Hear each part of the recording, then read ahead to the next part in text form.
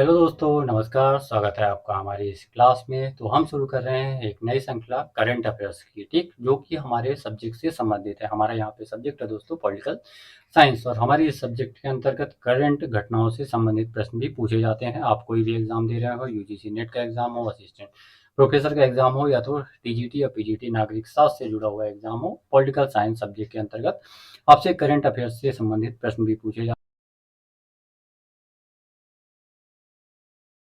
तो दोस्तों, पहले हम इस टॉपिक से जुड़ा हुआ एक प्रश्न करते हैं, और एक प्रश्न हम लास्ट में आपको देकर जाएंगे, जिसका जवाब आपको कमेंट बॉक्स में देना है। तो पहला प्रश्न यहाँ पे जो है आपका, दल विरोधी कानून जो है एंटी डिफेक्शन लॉ के संदर्भ में निम्नलिखित में से कौन से कथन यहाँ पे सत्य हैं। ठीक, दो स्टेटमेंट दिए गए हैं, आपको बताना है इनमें से कौन सा स्टेटमेंट इसके संदर्भ में सत्य है। पहला स्टेटमेंट है आपका कि संविधान के 44वें संशोधन 1978 के द्वारा इसे संविधान में जोड़ा गया। ठीक, जो आपका एंटी डिफेक्शन लॉ है वो 44वें संविधान संशोधन 1978 के माध्यम से जोड़ा गया। और सेकंड आपका स्टेटमेंट है, दल बदल से संबंधित प्रावधान का उल्लेख 10वीं अनुसूची में किया गया है। ठीक, किसमें? संविधान में टोटल जो अभी तक हम जानते हैं कि 12 अनुसूचियां हैं, तो जो ये प्रावधान है आपका दल बदल से संबंधित, वो कहाँ पे है? 10वीं अनुसूची में। अब आपके विकल्प हैं, एक केवल एक सही है, केवल दो सही है, एक और दो दोनों ही सही है, ना ही एक और ना ही दो, दोनों स्टेटमेंट यहाँ पे रॉन्ग है। तो आपको बता दें दोस्तों, यहाँ पे जो आपका आंसर हो जाएगा वो होगा ऑप्शन बी। ठीक, आपका सेकंड स्टेटमेंट तो सही है, पर फर्स्ट रॉन्ग है, क्योंकि जो आपका ये दल बदल कानून है एंटी डिफेक्शन लॉ 10वीं अनुसूची में शामिल किया गया कब? आपके 52 में। ठीक, याद रखेगा, 52 में, 52 में कॉन्स्टिट्यूशनल अमेंडमेंट 1985 के माध्यम से। ठीक, ना कि 44 नहीं था दोस्तों, वो था आपका 52वां ठीक संविधान संशोधन अधिनियम 1985, जिसके माध्यम से संविधान में 10वीं अनुसूची शामिल की गई और उसमें प्रावधान किए गए दल बदल से संबंधित। अब आइए देखते हैं हम अपने टॉपिक की व्याख्या। तो दोस्तों, क्यों लाया गया? उद्देश्य ठीक क्या था? तो इसका जो उद्देश्य था एंटी डिफेक्शन लॉ लाने का, भारतीय संविधान में दल विरोधी कानून जो था इसे लाने का उद्देश्य था राजनीतिक स्थिरता, ठीक, पॉलिटिकल स्टेबिलिटी को बनाए रखना, कि सरकार जो चुनी गई है लोगों द्वारा वो 5 समय तक स्थिर रूप से कार्य कर सके। ये सांसदों के पार्टी से बाहर होने के कारण वो अस्थिर ना हो और बार बार चुनाव की परिस्थितियां उत्पन्न ना हो। ठीक, इससे क्या होगा? आपका डेमोक्रेटिक लोकतंत्र जो होगा वो मजबूत। तो दो उद्देश्य थे, एक तो स्थिरता बनाए रखना, और स्थिरता रहेगी तो आपका लोकतंत्र भी मजबूत होगा, सरकार को कार्य करने के लिए समय मिलेगा। ठीक, राष्ट्रीय हित में बार बार सरकारें परिवर्तित होने से बाधित नहीं होगा कार्य।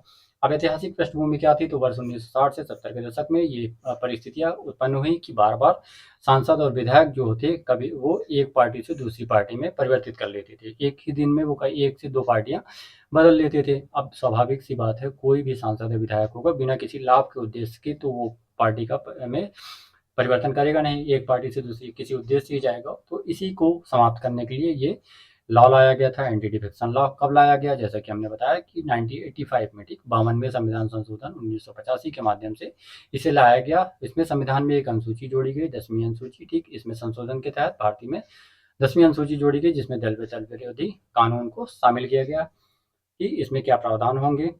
फिर दोस्तों आगे चल करके, ठीक, याद रखिएगा, दो संशोधन आपको यहाँ पे याद रखने हैं। पहला तो आपका ये 1985 में हुआ, 52वें संविधान संशोधन, जिसके माध्यम से क्या किया गया? इसमें आपका 10वीं अनुसूची शामिल की गई। ठीक, और एक संशोधन भी किया गया बाद में, कब? 91 संशोधन था 2003 में। ठीक, 91वां संविधान संशोधन था वर्ष 2003 में किया गया, जिसमें दल विरोधी जो कानून था उसमें थोड़ी सी परिवर्तन किए गए, ज्यादा चेंजेस नहीं, मामूली। तो दोस्तों आइए देखते हैं ये कानून किस पे लागू होता है। तो फर्स्ट जो है, ठीक, पहला जो है, स्वेच्छा से इस्तीफा दे दे कोई। ठीक, अब कोई संसद सदस्य है, किसी भी पार्टी का कोई सदस्य है, ठीक, संसद या विधानसभा में, वो अपनी पार्टी से इस्तीफा दे दे, स्वेच्छा से इस्तीफा दे दे, तो उस पर ये लागू होता है, उसकी सदस्यता समाप्त हो जाएगी। ठीक, सदन की सदस्यता से वो मुक्त हो जाएगा। ठीक, और उसे अगर फिर से आना है तो उसे इलेक्शन के माध्यम से चुनकर वापस आना होगा।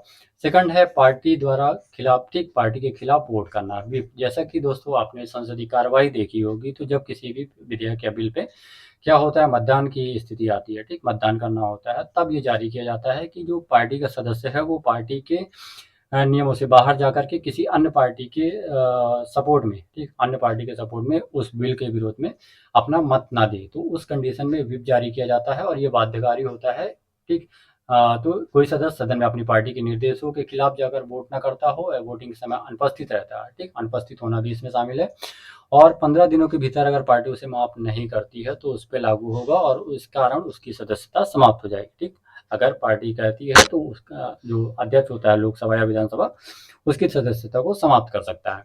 फिर तीसरा है आपका प्रावधान निर्दलीय उम्मीदवार। निर्दलीय उम्मीदवार किन परिस्थितियों में अयोग्य घोषित हो सकता है या उसकी सदस्यता समाप्त हो सकती है। तो यदि कोई नेता, ठीक, जो निर्दलीय चुनाव लड़ता है, ठीक, कोई निर्दलीय चुनाव लड़ रहा है और वो चुनाव जीत जाता है और उसके पश्चात अगर वो किसी राजनीतिक दल में शामिल होता है तो उस पर ये कानून लागू होता है और उसकी सदस्यता समाप्त कर दी जाती है। फिर चौथा है आपका मनोनीत मेंबर। जैसे कि सदन में कई मनोनीत मेंबर भी होते हैं, ठीक, जैसे कि आपकी राज्यसभा है या लोकसभा, और ठीक है, और विधानसभा में कहीं कहीं पर। तो जो मनोनीत मेंबर होते हैं, मुख्यतः तो अभी राज्यसभा में है, जैसे कि राष्ट्रपति द्वारा 12 मेंबर्स मनोनीत किए जाते हैं कुछ विशेष क्षेत्रों में कार्य करने के वाले लोगों को। तो अगर यह सदस्य, ठीक, राज्यपाल द्वारा मनोनीत किया गया हो और इसने अपनी नियुक्ति की, जब वह मनोनीत किया जाता है, याद रखिएगा कब तक, 6 महीने के बाद किसी राजनीतिक दल में शामिल होता है तो उस पर यह लागू होगा और उसकी सदस्यता समाप्त हो जाएगी, की जा सकती है। ठीक, कितने महीने के बाद? 6 महीने के बाद। ठीक, नॉमिनेशन होने के बाद, वो सदस्य बनने के बाद 6 महीने बाद अगर वो किसी राजनीतिक दल में शामिल होता है तो उसकी सदस्यता यहाँ पे समाप्त हो सकती है। तो दोस्तों, अब कुछ कानून होते हैं तो कानून में कुछ अपवाद भी होते हैं जिसमें उन्हें छूट। अब अपवाद क्या है कि किसकी सदस्यता यहाँ पे रद्द नहीं होगी, किन परिस्थितियों में। अगर कोई अपनी पार्टी से अलग होता है या तो उसकी सदस्यता समाप्त नहीं होगी, वो सदन का सदस्य बना रहेगा। तो दोस्तों, फर्स्ट है कि 2/3 विलय। ठीक, जैसे कोई पार्टी है, जैसे आप यहाँ पे देख रहे हैं कि जैसे अभी हम टीएमसी का एग्जांपल ले रहे हैं, ठीक, कि यहाँ पे इसके 28 मेंबर्स है, जिसमें से 20 मेंबर्स ये कह रहे हैं कि हमें अब इस पार्टी में नहीं रहना है और हम एनपीसीआई में, ठीक, ये लगभग है 28 या 20 या 19, ठीक, तो एक नई पार्टी में वो शामिल होना चाहते हैं। अब जो सदस्यों की संख्या है वो कहीं ना कहीं 2/3 से ज़्यादा हो रही है। ठीक, तो इस प्रकार की परिस्थितियां जब उत्पन्न होती है कि कोई किसी पार्टी के 2/3 सदस्य अपनी पुरानी पार्टी से ट्रांसफर होकर के एक नई पार्टी में शामिल हो रहे होते हैं तो इनकी सदस्यता यहाँ पे बनी रहेगी। ठीक, वो समाप्त नहीं होगी। वही है, यदि किसी पार्टी से कम 2/3 विधायक या सांसद एक साथ टूटकर किसी दूसरी पार्टी में शामिल हो जाते हैं या तो अपनी नई पार्टी बना लेते हैं तो दल बदल नहीं बल्कि विलय, मर्जर माना जाता है और ऐसी किसी सदस्यता रद्द नहीं होती, मतलब कि वो सदस्य बना रहेगा। और अभी जो जिस न्यूज़ पे आधार पर ये कर रहे हैं वहाँ भी ऐसी परिस्थितियाँ उत्पन्न हुई है कि 2/3 मेंबर्स हैं, उन्होंने टीएमसी छोड़ दिया है और एक नई पार्टी एनपीसीआई में वो शामिल हो रहे हैं। तो अब फैसला अभी बाकी है, फैसला लोकसभा अध्यक्ष लेंगे, परंतु ये जो कानून कहता है कि अगर 2/3 मेंबर्स ऐसे विलय करते हैं तो उसे मर्जर माना जाएगा, उसमें इनकी सदस्यता सेफ रहेगी। सेकंड है आपका स्पीकर या, ठीक, सभापति जो होता है हमारा लोकसभा या विधानसभा का स्पीकर होता है, यदि वह सदस्य लोकसभा का अध्यक्ष या राज्यसभा का उपसभापति चुना जाता है तो वह पद की निष्पक्षता बनाए रखने के लिए अपनी पार्टी छोड़ सकता है और पद से हटने के बाद दोबारा पार्टी में शामिल हो सकता है। तो ये अपवाद है कि इन परिस्थितियों में उनकी सदस्यता समाप्त नहीं होगी, क्योंकि लोकसभा का अध्यक्ष वही होगा जो संसद का सदस्य हो, ठीक, या विधानसभा का सदस्य हो जो विधानसभा अध्यक्ष होगा। तो ये आपको यहाँ पे इनको अपवाद के रूप में देख सकते हैं। तो 2 अपवाद हैं जहाँ पे दल बदल कानून लागू नहीं होता है, उसमें छूट है। अब तीसरा फैक्टर हमने देख लिया किस पे लागू होगा, ठीक, और किस पे लागू नहीं होगा। अब ये फैसला कौन करता है, अधिकार किसका, ये भी तो आपको जानना है कि दल बदल से संबंधित जो कानून है उस पर अंतिम निर्णय लेने का अधिकार किसके पास है। तो दोस्तों, जो दल बदल के मामले में अंतिम निर्णय लेने का अधिकार सदन के अध्यक्ष को होता है। ठीक, किसको, याद रखिएगा, सदन के अध्यक्ष को। यहाँ पे आपसे इलेक्शन कमीशन भी दे सकता है जो प्रश्न बनेगा। ठीक, तो सदन के अध्यक्ष लोकसभा अध्यक्ष या विधानसभा अध्यक्ष या स्पीकर को होता है कि वो संसद सदस्यों या विधानसभा सदस्यों की अयोग्यता से संबंधित अंतिम निर्णय लें। ठीक, पहले ये प्रावधान था, परंतु बाद में क्या हुआ, एक मामला आता है 1992 में जिसका नाम है कियोतो होलोहन मामला। ठीक, याद रखिएगा, होलोहन मामला। ठीक, इसमें सुप्रीम, पहले अध्यक्ष का फैसला अंतिम होता था, उसे कोर्ट में चुनौती नहीं दी जा सकती थी। ठीक, जो अध्यक्ष ने कह दिया वो कह दिया। परंतु 1992 में एक केस आता है कियोतो होलोहन मामला जिसमें सुप्रीम कोर्ट ने कहा कि अध्यक्ष का फैसला अंतिम नहीं है यदि अध्यक्ष का फैसला पक्षपातपूर्ण लगता है, क्योंकि भाई वो पार्टी, देखिए, वो पार्टी का सदस्य होता है। ठीक, सत्तारूढ़ पार्टी जो होती है, जो बहुमत दल का होता है, वो उसका ही सदस्य होता है मोस्टली। तो ऐसा ना हो कि उसने पक्षपातपूर्ण रूप में आकर अपनी पार्टी को लाभ पहुंचाने के उद्देश्य से या तो सदस्य को स्वीकार कर लिया हो। ठीक, तो इसके खिलाफ हाईकोर्ट या सुप्रीम कोर्ट में जाया जा सकता है, मतलब कि उसकी न्यायिक समीक्षा संभव है। तो आपको यहाँ पे जो मामला याद रखना है 1992 का कियोतो होलोहन मामला, ये आपका मामला है। ठीक, जिसमें सुप्रीम कोर्ट ने कहा कि जो विधानसभा अध्यक्ष हो या लोकसभा अध्यक्ष, उसका दल बदल के संबंध में जो उसका अंतिम निर्णय है वो समीक्षा के अधीन है, उसकी न्यायिक समीक्षा की जा सकती है। ठीक,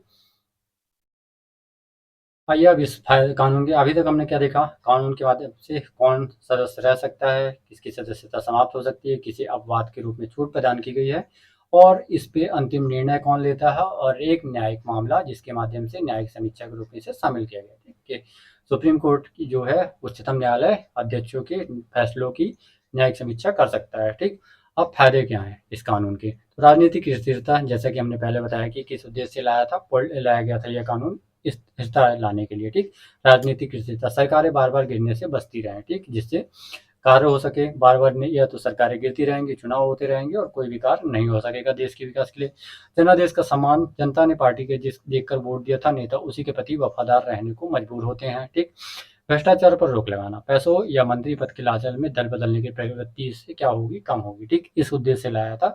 तो दोस्तों अब हमने लाभ देखा, नुकसान क्या है। नेताओं की अभिव्यक्ति की आज़ादी, यदि कोई सांसद अपनी पार्टी की किसी गलत नीति का विरोध करना चाहे तो वह कानून के डर से पार्टी के खिलाफ वोट नहीं कर सकता, क्योंकि वो व्हिप के माध्यम से बंधा हुआ होता है, उसे पार्टी के नियमों के अनुसार ही वोट करना होता है। ठीक, उसे बंधुआ मजदूर की तरह पार्टी का लाइसेंस चलाना पड़ता है। ठीक, मतलब कि उसका कोई स्वतंत्र विचार नहीं होता। वो अगर किसी बिल पर सहमत नहीं है तो वह ऐसा नहीं है कि वो अनुपस्थित हो या तो उस पर मतदान नहीं करे, उसे करना ही होगा। ठीक, तो ये इसकी एक खामियां है। ठीक, ड्रॉबैक है जो इसका। थोक में दल बदल, यह कानून अकेले नेता को दल बदलने से रोकता है, लेकिन थोक में 2/3 बहुमत के साथ दल बदलने की इजाज़त देता है, जैसा कि अभी हम वर्तमान परिस्थिति में टीएमसी के मामले में देख रहे हैं कि 2/3 से ज़्यादा सांसद आ रहे हैं तो उनकी सदस्यता बच सकती है कि वो सांसद बने रहेंगे। तीसरा है स्पीकर की भूमिका पर भी सवाल। ठीक, कई बार विधानसभा स्पीकर जो सत्ताधारी दल का होता है, दल बदलने के मामलों में फैसला लेने में जानबूझकर महीनों या सालों की देरी करते हैं, जिससे कानून का मकसद कमजोर होता है। ठीक, तो ये 3 है जो इस कानून में कहीं न कहीं खामियाँ हैं। तो दोस्तों कानून के लाभ भी होते हैं और खामियाँ भी। तो दोस्तों बहुत आसान सा प्रश्न है, इसे हमने डिस्कस भी किया है और आप इसका आसानी से उत्तर दे भी पाएँगे। तो प्रश्न है आपका कि किस संविधान संशोधन के द्वारा 10वीं अनुसूची संविधान में शामिल किया गया? ठीक, जो हमारी 10th शेड्यूल है उसे संविधान में किस संविधान संशोधन के माध्यम से शामिल किया गया? आपके विकल्प हैं ए 42वें संविधान संशोधन अधिनियम 1976, बी 85वें संविधान संशोधन अधिनियम, सॉरी दोस्तों यहाँ पे ये आपका 85वां नहीं है, ये 52वां है। ठीक, 52 कॉन्स्टिट्यूशनल अमेंडमेंट 1985, सी 73वां कॉन्स्टिट्यूशनल अमेंडमेंट 1992 और डी 74वां कॉन्स्टिट्यूशनल अमेंडमेंट 1992। तो इस प्रश्न का उत्तर आप कमेंट बॉक्स में जरूर दें कि सही क्या होगा। फिर हम मिलेंगे किसी एक नए टॉपिक के साथ।